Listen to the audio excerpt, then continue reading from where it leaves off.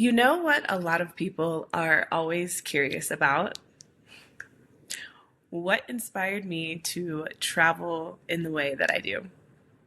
So I thought today's video topic would be a fun one where I just kind of give a little bit of background about my upbringing and how I came to have the passion that I do for traveling and exploring the world. So, a little bit of background, my dad was actually in the military. So, because of that, we moved around often. I tell people when they ask me where I'm from in the United States, I say I'm from the whole United States because I grew up East Coast, West Coast, um, and some states in between. Not so much West Coast, but I did live in Seattle at one point in my life, which I didn't even know about until like later in my adult years. But I actually was born in Louisiana.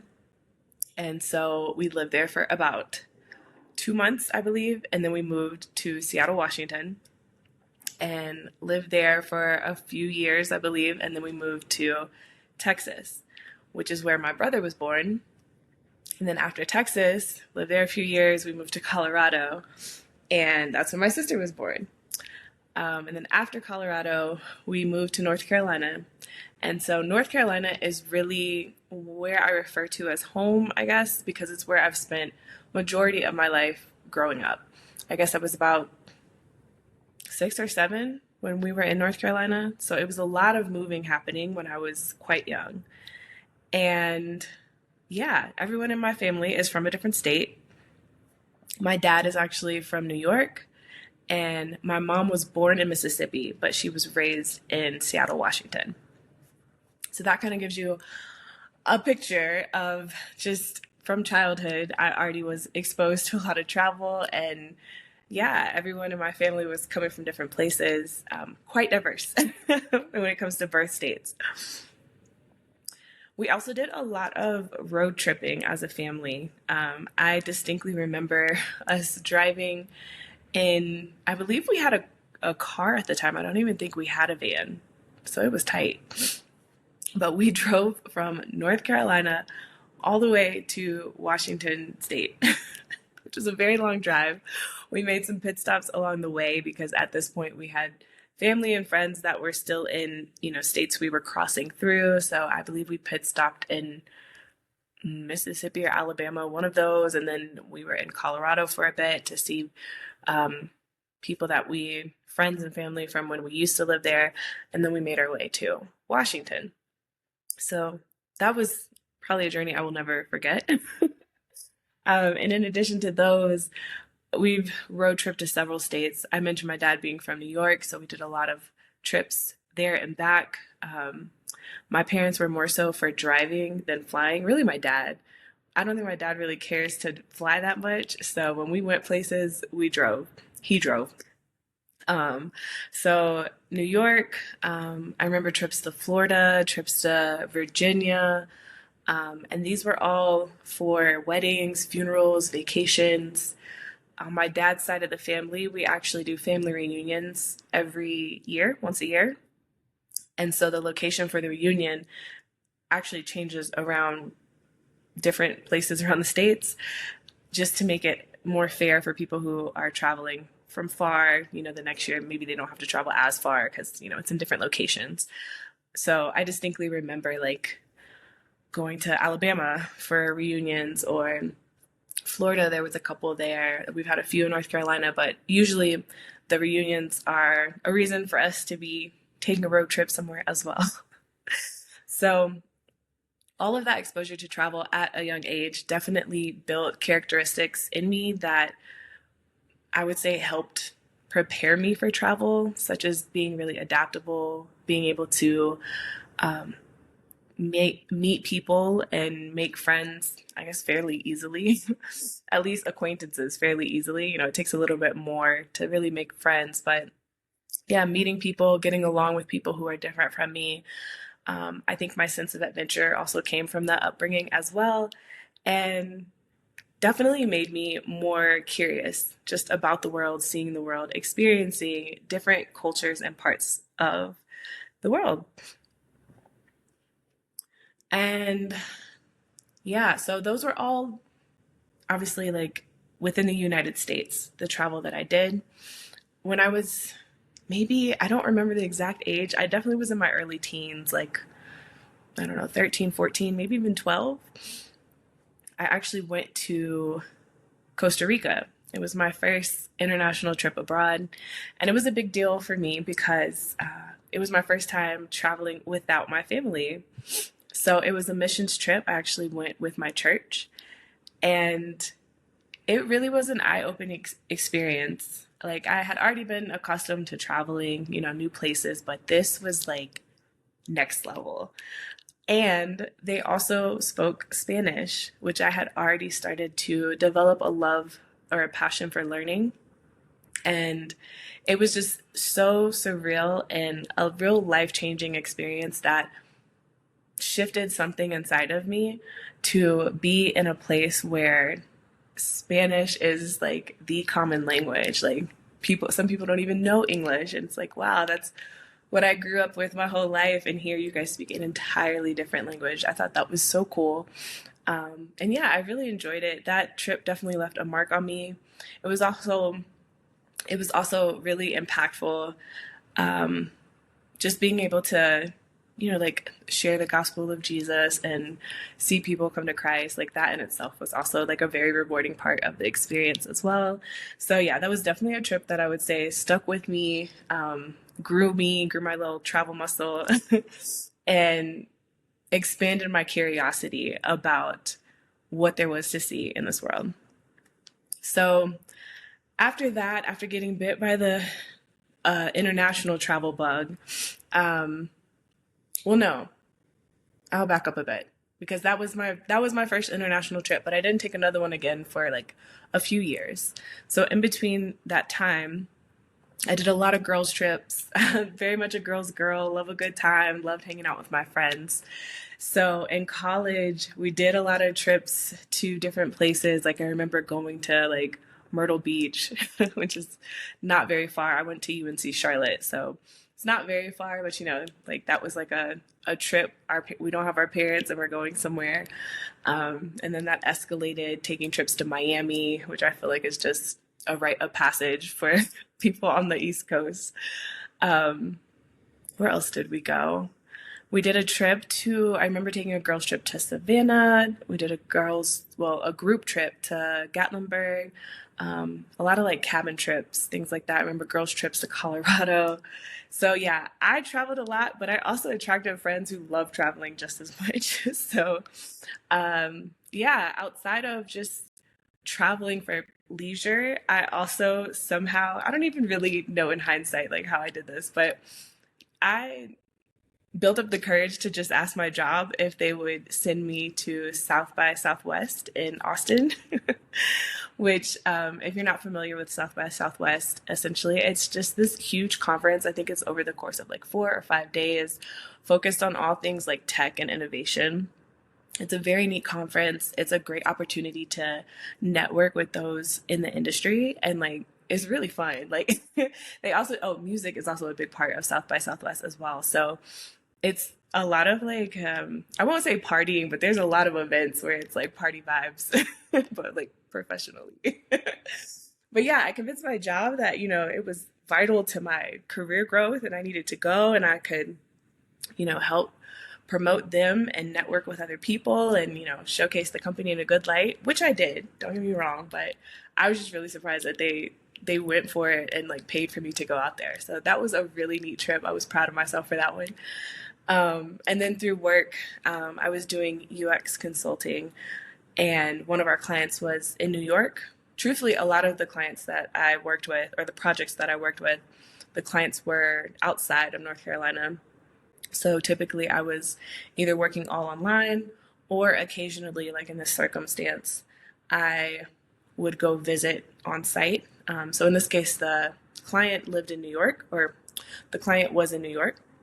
So they sent me to New York for like, it was a super fast trip. It might have been like, I stayed a night. Yeah. I almost don't even remember it. It went by so fast. But the meeting that I went up there for was like 3 or 4 hours. And then I got to like spend the rest of the day exploring New York and met up with a good friend of mine there. He was living there at the time. Troy, if you're watching this, shout out to you. But yeah, that was a great time and definitely something that impacted me again. Like every time I'm taking trips and doing these things, it's, growing my travel muscle because the work trips were pretty much me on my own. Like I think a fellow coworker was at South by Southwest, but as far as like the travel to and there, to and from, it was me by myself. And then to New York, I met up with my coworkers there. So again, traveling on my own. So all of this is contributing and leading up to my, what I consider to be my first like big girl abroad trip. And so I went to Spain. And let me tell you, this was a trip for the books because one, Spain has had always been on like my list. Like Spain was the top of the top. It was the one place that was like, if I go anywhere on my bucket list, like this is it. This is number one. And a big motivation for that was just, well, I think was my love for Spanish. And in American schools, like we're pretty much taught Spanish from Spain. And you look on TV and stuff like that, and a lot of the movies and the things I was watching, it's based out of Spain. So I think a lot of that had a lot of influence on me. And so I associated like my language learning and love for Spanish with Spain. And then, of course, like seeing images of it on TV and seeing it in movies. And I was just like, oh, I have to go. So on one hand, that's what made this trip like life changing. And I'm laughing because this is really ironic. In the moment, I was not laughing. But on the other hand, Spain is the trip that humbled me, brought me to my knees. Like that trip, it did a work on me. It did a number on me. I learned so many things, a lot of really harsh travel lessons.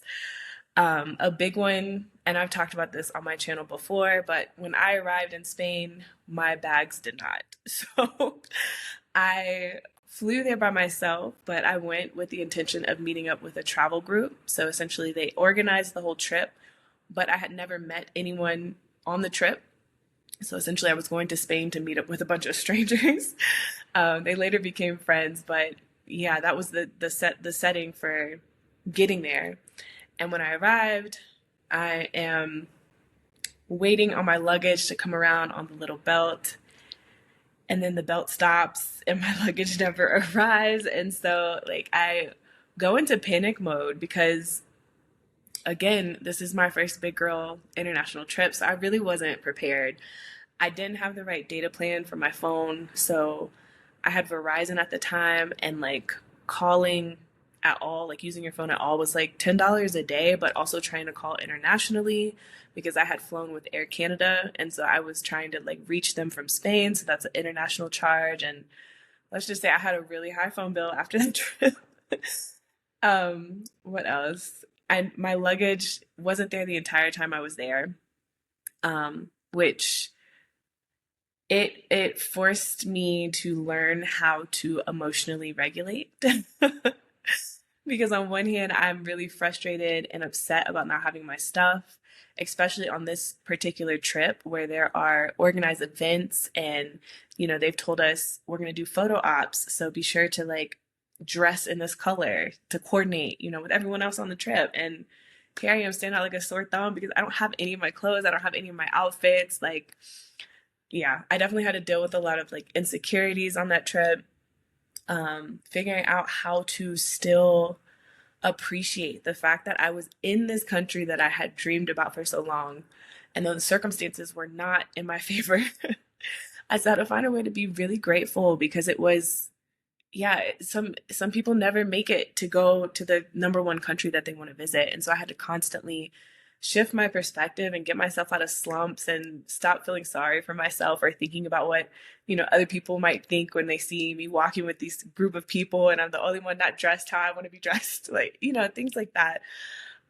So yeah, it definitely taught me a lot of things. And Oh, that was the other thing. I didn't have a travel credit card either. So I had a cap on how much I could spend because I basically had to buy a whole new like wardrobe while I was there. Um, and yeah, I learned a lot of harsh lessons. I learned a lot of harsh lessons on this trip. Also getting travel insurance, that was another big one because Air Canada fought me. They fought me hard to give me back money for replacing the items that I didn't have for like over a week. Um, but I also learned just what I felt like were like growth lessons. I mentioned about having to emotionally regulate and just get out of my own head and really just be present and find joy in the moments, in the experience, more so in stuff and materialistic things. And I also learned just how kind strangers can be because, like I said, I did not know anyone on this trip before going. And when I tell you this group of people, there are particular people in this group that just went above and beyond for me for no reason. Like one of the guys in the group, he took me on a mini shopping spree because of the situation with my credit card or lack thereof and just not having any clothes to wear. He was just like, come on, we're gonna go get you some clothes. And also my roommate, Brianna, shout out to you if you're watching this. Yeah, she had so much patience with me because when I tell you there were moments I really had an attitude and she had to like be in the room with me. But I felt her empathy and like she even offered things, you know, to kind of like help smooth over the situation. She had no problem sharing her stuff with me, like things like that. It's just like, wow, like people can really be so kind. And if nothing else, the lesson I took from it was that I need to show that same kindness to other people because you never know what people are going through and how much of a difference that a kind gesture or just being giving and selfless in a situation can be. So yeah, that was a lot, but that was Spain. That was my first time in Spain. I've been back since and you know, I have my stuff, so it's been a little bit better. But yeah, that was a real harsh lesson in in traveling abroad. Eventually I did get my stuff back, but it took 2 days after I got back to the US. So yeah, ask me if I'll ever fly Air Canada again. So yes, after that, I continued to travel. Like the bug bit me. They made a monster. I don't know. Like it just continued from there. I did a lot of girls trips. Like I would do like birthday cruises. I would plan usually a trip somewhere every year for my birthday. So my friends they just started getting ready. My birthday is in May, and they would hit me up in December, like, "All right, girl, where are we going?" So I can go ahead and get my coins out. So I just became known as like the travel friend. So everything from cruises to trips to Mexico, trips to Colombia, and I did another group trip with the group I went to Spain, to Colombia. And so that was the last trip that I really did before becoming a nomad. We actually just cut it close because we were back in the States maybe 2 days before they shut down the borders. So like it was it was very close. And we kind of joked around like, would it be that bad if we got stuck here? No. And then lo and behold, fast forward a year later, I ended up moving there anyway. So yes. So yes, that is my story, the origin of where my love for travel stemmed from. I'm curious to know when or how did you first discover your love for travel? Let me know down in the comments below. And if you're ready to make the move abroad, but you want some help with mapping out your income streams that you can work from anywhere, don't forget to grab my guide down in the bottom. It's the Beyond the 9 to 5 Starter Guide to Move Abroad. All right. Thank you guys so much for watching. Be sure to give this video a thumbs up if you enjoyed it. And I'll see you here again tomorrow. Ciao.